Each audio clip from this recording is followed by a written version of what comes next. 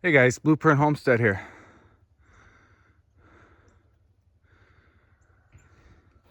Had a long night last night with the coyotes. It was like dances with coyotes. It has been for a while. The tracks. What's that? Look at that. Those aren't rabbit tracks, but there's a lot of rabbits in here.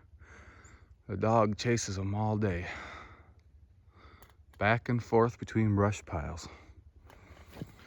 But anyhow, on the coyotes, here's the coyote tracks from last night. Ooh, look at that. Big skid mark. They woke me up, the coyotes, at about 3 o'clock in the morning last night. And there's the dog now. He's on the trail, the one up there in the woods.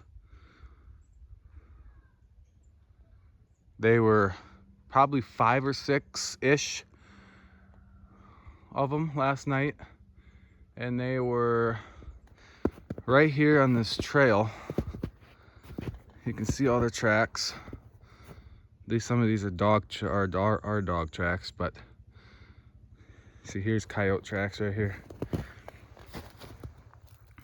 There's a coyote. He's running. He's dragging his foot. There's a rabbit track right there, right in front of that old one.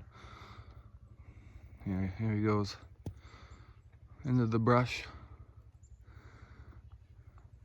The dog tracks are these right here. He's running after it. See, here's our dog track. You can see with my hand here. And then here's a coyote track. So our dog, he's bigger.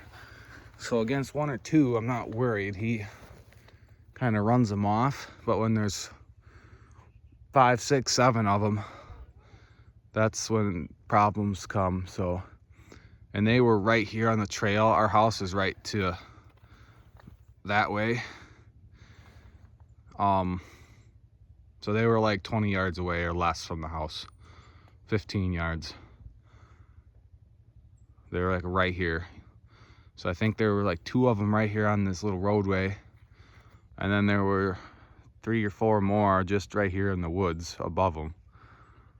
So, nice little sugar maple. Be a good little maple syrup tree. It's good size now. But I come out with the rifle, 3 o'clock, woke all the kids up, woke us up. And I come out on the porch and the dog was waiting for me to come out. When there's only, 1 or 2 of them, or they're farther away from the house, he'll run after them and run them off a certain distance to the, boundary of his territory. But if there's, that many of them that close, he'll sit right on the porch or right next to the house and bark at them. And he'll wait for me to come out. And then I came out last night and he waited for me to get ready. And when I turned on that light, that's his kind of permission slip to run.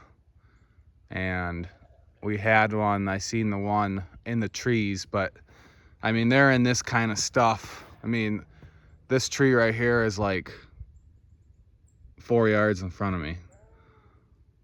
3 to 4 yards. So like, you can't see anything with a light in the forest like this. It's just too thick. You got all these honeysuckles growing in here and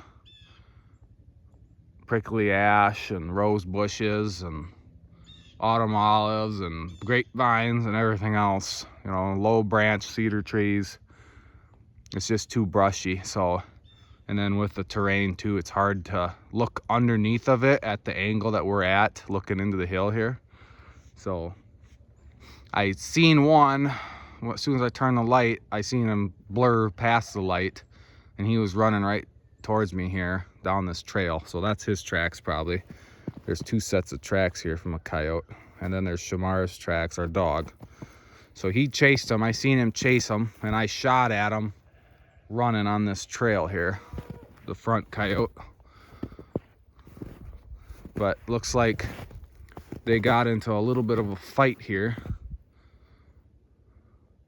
And I had to call our dog off because he'll just run him clear up over this freaking hill, you know, on the other side of this hill. Then he gets isolated and they gang up on him. So gotta be careful of that. But so yeah, we got a little bit of a coyote, old-fashioned coyote standoff going on here. But that's the realities of the homestead. I don't like to have to, you know, kill nothing that I don't have to.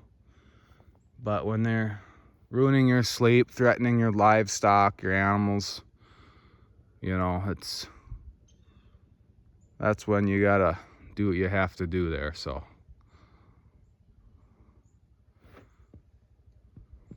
all right, any questions on that, let me know.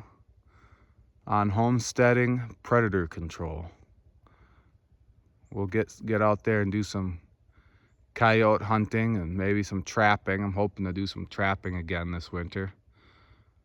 So all right, have a wonderful day, guys.